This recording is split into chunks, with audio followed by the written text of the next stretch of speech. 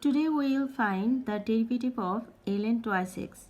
For that, at first, let f of x equal to ln twice x and f of x plus h equal to ln twice into x plus h.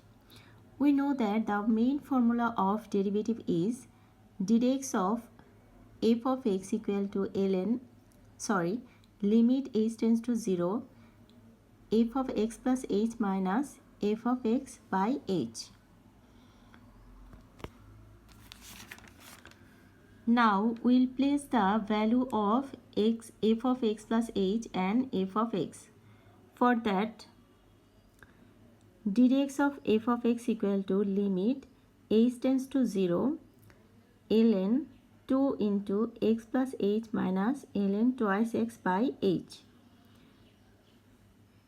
Limit h tends to 0 ln 2 into x plus h by twice x by h. We know ln a minus ln b equal to ln a by b. This is the formula and we apply it there. Again we get limit h tends to 0 ln x plus h by x by h. Limit h tends to 0 ln 1 plus h by x by h equal to limit h tends to 0 1 by h ln 1 plus h by x.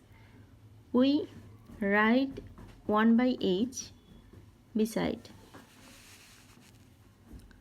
In the next line, limit h tends to 0 1 by h into, we write here the series of ln 1 plus h by x to this line h by x minus h square by 2x square plus h cube by 3x cube minus dollar. In the next line, we multiply 1 by x with the series. Then we get limit h tends to 0 1 by x minus h by 2x square plus h square by 3x cube minus dot dot dot. And the final line is 1 by x. How we get that? This is the limit of h and it tends to 0 if we take the value of h and apply the last line, we get 1 by x and the all value is 0. So this is the answer, 1 by x. Thanks.